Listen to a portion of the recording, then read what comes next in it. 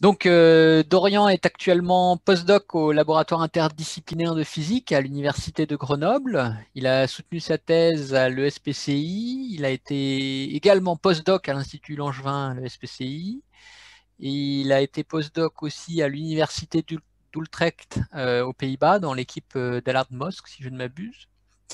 Et donc, je vais lui laisser la parole maintenant pendant 15 minutes pour qu'il nous présente ses travaux intitulés Réaliser des mesures optiques précises dans les matériaux diffusants par contrôle du front d'onde. Oui, merci Alexandre pour cette présentation. Alors voilà, comme Alexandre l'a dit, j'ai réalisé mon postdoc à l'Université d'Utrecht et je suis actuellement à l'Université Grenoble-Alpes, mais ce sont des résultats que j'ai obtenus à Utrecht que je vais vous présenter aujourd'hui. Et donc voilà, j'aimerais commencer par présenter l'équipe, et donc l'équipe nanophotonique de l'Université d'Utrecht, et en particulier remercier Allard Mosk, avec qui j'ai co-écrit ce projet. Et j'aimerais également remercier nos collaborateurs, donc Rémi Carminati qui a parlé plus tôt cet après-midi, et également Stéphane Rother de TU Vienne. Voilà, donc voilà, j'aime bien introduire ce talk par montrer plusieurs exemples qui montrent qu'en fait la lumière cohérente, elle a beaucoup d'applications pour réaliser des mesures précises. Et donc ici, si on prend cet exemple, la lumière cohérente est utilisée pour estimer des différences de longueur entre deux bras de l'interféromètre LIGO et donc permettre la détection d'ondes gravitationnelles. Ici, des ondes cohérentes sont utilisées pour estimer la position d'une nanobille en lévitation, ce qui permet de la mettre dans son état d'énergie fondamentale. Ici, les états cohérents sont utilisés pour contrôler la fabrication de nanostructures lithographiées, telles que par exemple des microprocesseurs d'ordinateurs. Et ici, la lumière cohérente est utilisée pour mesurer la position de protéines qui ont été sécrétées par cette cellule. Voilà. Et en particulier, ces deux derniers exemples nous intéressent plus précisément parce que ici, on cherche à mesurer des observables, mais dans des milieux qui peuvent être diffusants. Donc, par exemple, ici, la cellule, elle peut diffuser la lumière. Et ici, les différentes couches des microprocesseurs, ils diffusent également la lumière. Et donc, ça rend le problème de la mesure plus compliqué parce qu'on a une lumière qui a été diffusée possiblement de multiples fois. Et il nous reste à estimer la valeur d'une ou plusieurs observables qui nous intéressent particulièrement. Donc voilà, c'est ce problème qu'on a souhaité étudier. Donc on a un milieu diffusant qui peut être n'importe lequel. Donc on pose le problème de manière très générique.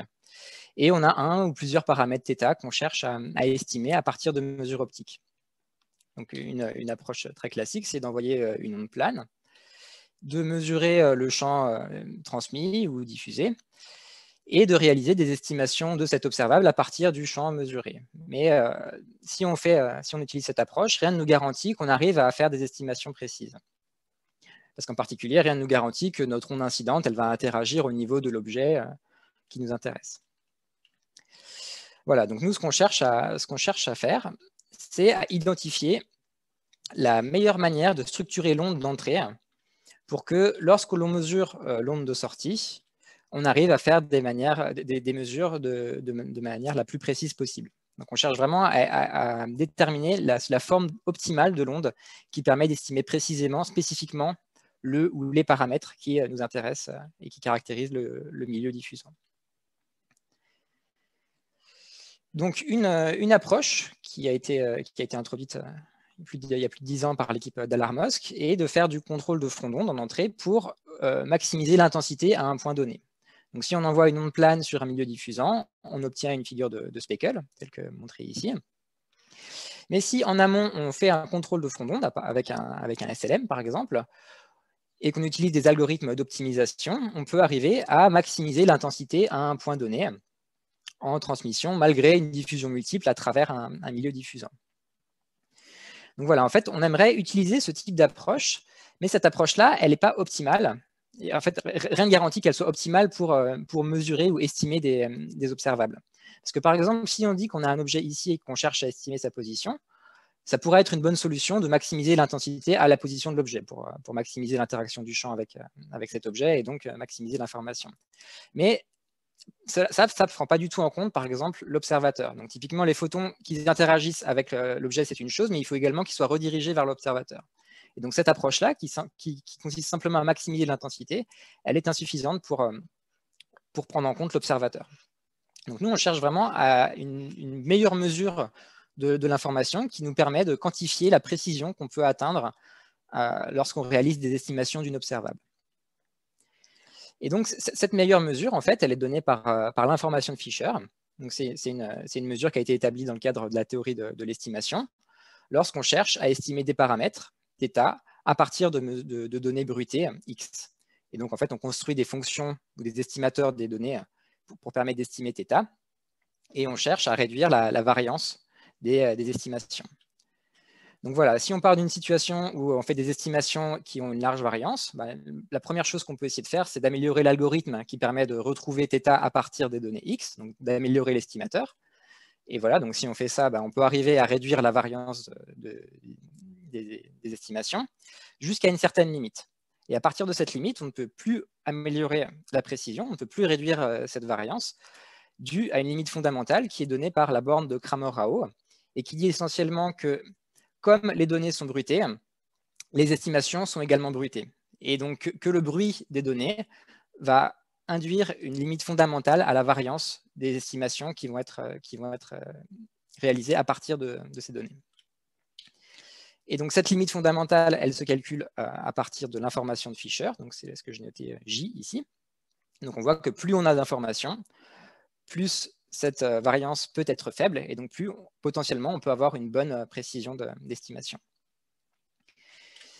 Et donc juste pour information, je donne l'expression ici théorique de la formation de Fisher dans le cas d'un seul paramètre. Et en fait, je voudrais principalement insister sur le fait qu'on utilise la densité de probabilité des données pour calculer cette information de Fisher. Donc ça montre que le formalisme est en fait très général, parce que le bruit peut suivre n'importe quelle densité de probabilité, et ce formalisme s'applique toujours. Donc en pratique, nous, on va considérer que nos données sont limitées par le bruit de photons, donc on va prendre une densité de Poisson ici, mais il faut garder en tête qu'on peut aussi prendre en compte d'autres sources de bruit expérimentales. Voilà. Et à partir du moment où on sait qu'on a cette limite fondamentale, on peut essayer de changer cette limite. Et ça, c'est possible seulement si on modifie le processus de détection ou d'illumination de l'objet.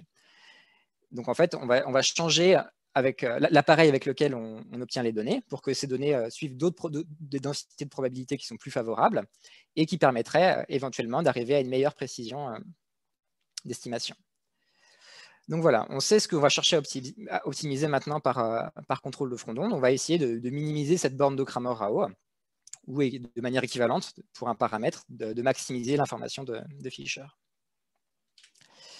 Donc on a commencé à traiter ce problème avec des simulations numériques. Donc ici, on considère qu'on a un SLM qui permet de façonner le front d'onde d'entrée et qu'on est capable de mesurer le champ transmis avec une caméra, pour plus précisément l'intensité transmise avec une caméra, et on considère que ces données sont limitées par le bruit de photons. Et le milieu diffusant qu'on a considéré en simulation, c'est un milieu composé de dipôles qui sont aléatoirement distribués dans ce rectangle, dans ce système. Donc ici, c'est des simulations 2D. On va considérer qu'on connaît la position de tous les dipôles, sauf du dipôle au centre du milieu diffusant. Et on cherche à estimer très précisément les coordonnées de cette cible. Et donc, en fait, on va chercher à identifier les fronts d'onde d'entrée qui permettent que si on bouge, par exemple, un tout petit peu la cible selon la coordonnée X, on va induire un champ transmis qui va dépendre très fortement de cette coordonnée X. Donc, lorsqu'on cherche ce front d'onde optimal avec des méthodes d'optimisation heuristique, type recueil simulé, voilà la distribution de l'intensité à l'intérieur du milieu qu'on obtient. Donc, en fait, voilà, on obtient ici un spot d'intensité assez important à proximité de la cible. Et voilà, on a réalisé une identification du front d'onde qui permet de maximiser l'information sur cette coordonnée X. Si on refait la même chose pour Z, ici, on observe que cette distribution d'intensité est différente. Donc déjà, on voit ici que c'est différent entre focaliser sur la particule et maximiser l'information sur la position de la particule. Voilà, donc ici dans cette publication, on a étudié de manière plus précise comment l'information qui est disponible à l'observateur est reliée à la densité locale d'état électromagnétique. Et en particulier, est-ce que si on a plus de modes optiques à la position du diffuseur, on a accès à plus d'informations? Donc ici, je ne vais pas détailler ça aujourd'hui, mais vous pouvez lire ça dans cette publication. Une autre question qui nous a intéressé, c'est est-ce qu'il existe des manières simples et efficaces pour identifier ces fonds d'onde en entrée? Parce que ici, on a utilisé des stratégies itératives qui sont heuristiques, qui ne sont pas garanties de converger, et on aimerait pouvoir utiliser des stratégies déterministes qui sont bien contrôlées pour pouvoir arriver à identifier ces fonds d'onde. Et pour cela, on va utiliser un formalisme de matrice de diffusion. Donc cette matrice, elle est représentée par des coefficients ici qui relient les champs dans les modes de sortie aux champs dans les modes d'entrée et qui permettent de décrire complètement des objets tels qu'une lentille, donc ici c'est une matrice simple, ou des objets beaucoup plus complexes, désordonnés, avec des matrices qui sont grandes mais qui restent possibles de mesurer. Donc en fait, par ces mesures de matrice de diffusion, on va être capable de prédire le champ de sortie à partir du champ qu'on envoie en entrée. Et donc, inversement, de moduler efficacement le champ en entrée afin d'avoir le champ qui nous intéresse en sortie. Cela dit, pour nous, on va chercher non pas à maximiser l'intensité, mais on va chercher à maximiser l'information. Et donc pour ça, on a besoin aussi d'être capable de prédire la dérivée du champ par rapport aux paramètres qui nous intéressent. Et donc pour cela, on va en fait mesurer la dérivée de la matrice de diffusion en fonction de θ, qui est le paramètre qui nous intéresse, et qui va nous permettre directement de pouvoir accéder à la dérivée du champ de sortie en fonction du champ d'entrée. Voilà, donc avec ce formalisme-là, on va modéliser des systèmes d'intérêt avec des matrices de diffusion. Donc ici, par exemple, on va considérer ce système-là, donc un milieu diffusant avec un objet derrière qui est caché. On va considérer que tout ça, ça fait partie d'une matrice de diffusion. Et on va chercher à identifier le champ d'entrée qui permet de maximiser l'information dans le champ de sortie. Donc une première question qui peut se poser, c'est comment je dois faire pour détecter mon champ de sortie? Et donc ici, on peut prouver que la manière optimale de détecter le champ de sortie, c'est de le faire interférer avec un faisceau de référence qui est intense, tel que donné par cette condition, et dont les phases de ce faisceau de référence respectent cette condition, donc qui sont alignées avec la dérivée du champ réfléchi par le milieu. Et lorsqu'on réalise cette mesure qui est optimale pour des états cohérents, on est capable d'exprimer l'information de Fisher, ici, en fonction du champ incident et de la dérivée de la matrice de diffusion, ici. Donc cette forme-là, elle est particulièrement simple. Et ici, on peut noter ici, on a un opérateur hermitien, ici, Fθ, qu'on va appeler l'opérateur d'information de Fisher. Et en fait, ça va permettre d'identifier très facilement les champs incidents qui maximisent J, simplement en réalisant une décomposition en valeur propre de l'opérateur hermitien Fθ, et en sélectionnant l'état propre associé à la valeur propre qui est la plus grande, la valeur propre qui donne directement l'information de Fisher associée au champ incident généré par l'état propre. Voilà, donc ici, ça résume de quelle manière il faut faire pour réaliser une mesure très précise d'un paramètre caché par un milieu diffusant. Et donc on a directement souhaité essayer de démontrer cette approche avec une expérience. Donc pour cela, on a utilisé un laser à 532 nanomètres. On a ici un faisceau signal et ici un faisceau de référence. Donc ici, on ne va pas moduler le faisceau de référence, donc on va perdre un peu en estimation, mais on peut quantifier en fait, ce qu'on perd. Et sans moduler le faisceau de référence, on perd seulement un facteur racine de 2 sur la précision d'estimation, ce qui reste acceptable compte tenu de l'augmentation de la précision qu'on va atteindre. Et donc ici, on a un faisceau de signal qu'on va moduler spatialement avec un SLM, qu'on va envoyer sur un milieu diffusant. Donc ici, c'est du verre dépoli, donc c'est un milieu désordonné. Et on mesure le champ réfléchi avec une caméra. Et l'objet qui va nous intéresser, donc en fait, le paramètre qu'on va essayer d'estimer avec cette approche, ici, ça va être la phase de cette croix qu'on va afficher sur un SLM qui va être caché par le milieu diffusant. Donc voilà, pour réaliser des mesures précises de la phase de cette croix, ce qu'on va faire, c'est qu'on va d'une part mesurer une matrice de réflexion avec delta phi égale delta phi plus, donc avec une certaine phase affichée sur le SLM, puis une seconde matrice de diffusion avec delta phi égale delta phi moins, et on va simplement utiliser un schéma de différence finie pour estimer la dérivée de la matrice de réflexion en fonction du paramètre qui nous intéresse ici, donc la phase de la croix.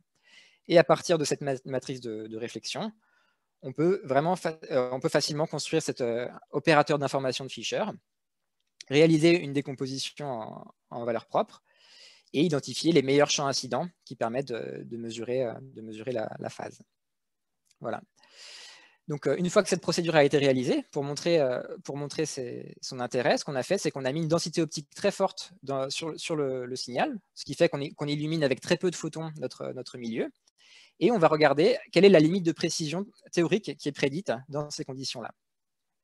Et donc, si on utilise des ondes planes qui ont été utilisées pour mesurer la matrice de diffusion, on voit que la phase de notre objet caché, la phase de la croix, peut être très mal estimée. Donc, généralement, la précision est au-delà de 1 radian. Et en revanche, lorsqu'on utilise ces états optimisés, donc ces états qui maximisent l'information de Fisher, ici on voit qu'on gagne un ordre de grandeur sur la précision qui peut être obtenue, même si on fait seulement de la modulation de phase comme dans l'expérience. AP c'est amplitude et phase, et PO c'est phase only, seulement la phase. Et donc on voit qu'on a non seulement une approche efficace, mais aussi robuste aux imperfections expérimentales qui nous permet d'estimer précisément nos paramètres, en théorie. Et donc voilà, enfin, on a souhaité comparer cette limite théorique à la réalité des expériences. Donc ce qu'on a fait, c'est qu'on a envoyé des champs incidents sur le milieu et on a fait varier la phase de manière périodique en créneau, la phase de notre objet caché. Et on a essayé d'estimer cette phase à partir du champ réfléchi, donc à partir du speckle qui a été réfléchi par le milieu diffusant. Et lorsqu'on envoie une onde plane, on observe qu'effectivement, on ne peut pas mesurer ces variations de phase. Et lorsque l'on envoie cette onde optimisée pour estimer cette phase, on observe très clairement que maintenant, on peut estimer correctement ces variations de phase, avec ici une variance des données estimées, qui est dictée par la borne de Cramer-Rao. Donc, on a bien pu réaliser des estimations optimales de notre paramètre. Voilà, donc pour conclure, j'ai dit pendant mon séminaire comment réaliser une optimisation de l'information de Fisher en milieu complexe. Et donc ici, 3 résultats. Donc ici, premièrement, en simulation, comment relier l'information accessible à un observateur à la densité locale d'état électromagnétique. Donc j'ai principalement présenté des résultats extraits de cet article-là qui dit comment réaliser des mesures optimales cohérentes dans le cas de paramètres, scalaires. Et enfin ici, comment généraliser cette approche à des cas de paramètres multiples. On a discuté dans cet article. Et enfin, dans les perspectives possibles, donc on a des perspectives en nanofabrication et en imagerie biologique. Et un des problèmes qu'il va falloir aussi résoudre, c'est qu'est-ce qui se passe si le milieu dépend du temps. Donc en fait, si on n'a pas un milieu statique, mais qu'on a un milieu dynamique, comment on peut arriver à transcrire ce formalisme-là à ce type de milieu. Voilà, donc ça conclut mon exposé. Merci pour votre attention.